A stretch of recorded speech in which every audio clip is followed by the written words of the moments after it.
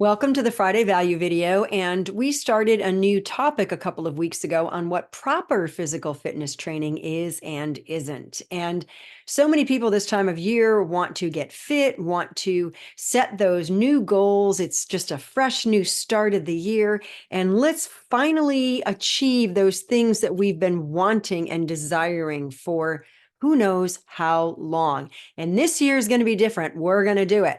Well, if you don't know what your goals are, which we talked about last week, if you don't understand that there's more than one type of fitness, there's physical fitness, mental fitness, emotional fitness, social fitness, and so I'm only going to talk about physical fitness, but there may be other areas of your life that you really will need to address. So make sure you listen to part 1 of this, because I mentioned a resource that might really help you.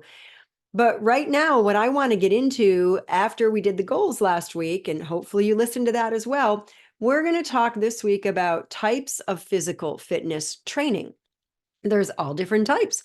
And what you do is really going to determine, is going to be determined by what your goals are. So if you really want to get fit, maybe you've got some type of a disease process going on in your body. Maybe you've got cardiovascular disease. Maybe you want to prevent it. Maybe you've got type 2 diabetes going on, or you want to prevent it, but you want to get your circulatory system in the best fitness it can be. That's where aerobic fitness comes in.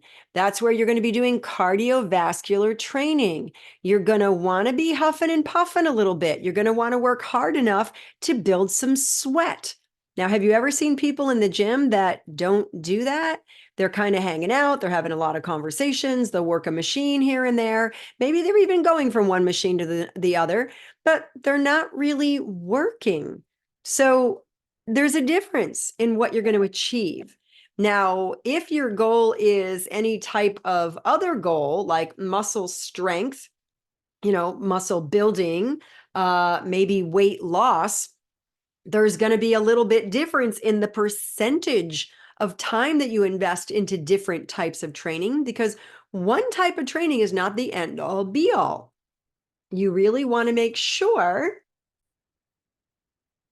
that you are addressing your goals in the right way. So here's an example. Say your goal is to lose weight and tone your body. So you're going to want to do more cardiovascular training than strength training, because that's going to help to increase your metabolism. That's going to help you to achieve your goal a little bit faster. You don't want to build strength under excess body weight and end up appearing larger. The goal is to address the excess body weight a little bit more effectively initially as you slowly strengthen, and then you can spend more time strengthening. Yes, muscle will burn more calories at rest. It will improve your metabolism.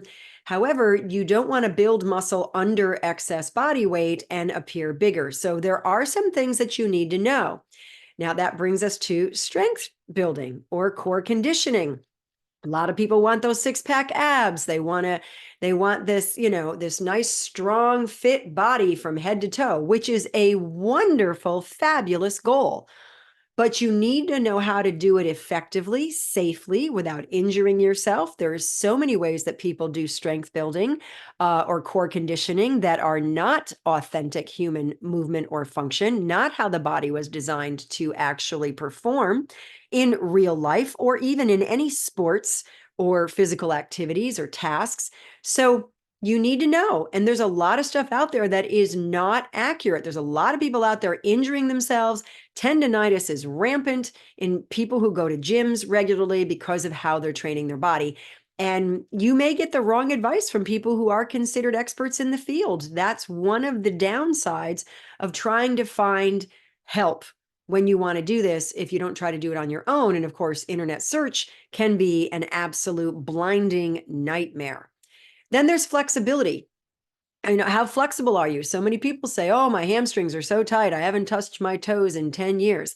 Those kind of things. You don't have to be Gumby. And if you're my age, you know who Gumby is. But you do need to have muscles that know how to lengthen and load without injury when you're doing a task like bending over to pick something up off the floor without something getting injured. Again, a lot of the things that we're doing to train our bodies for strength and conditioning can impact our flexibility because we're training muscles the way they weren't designed to train. And I'm going to get into some details of these in the coming weeks.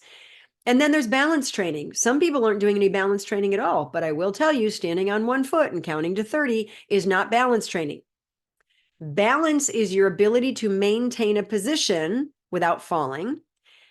Stability is your ability to regain a position once it's been disturbed. There's a difference. You want to be able to regain balance once you've been knocked off balance for any reason. Standing and on one foot is not going to impact your life almost, very, very little, if any at all. So hopefully this is helping you. I look forward to next week when we start getting into some details about aerobic fitness or cardiovascular fitness, whatever name you give it, and we will move forward from there. So let me know in the comments below if you like this. Go ahead and subscribe, hit the like button so you don't miss the rest of this series. See you next week.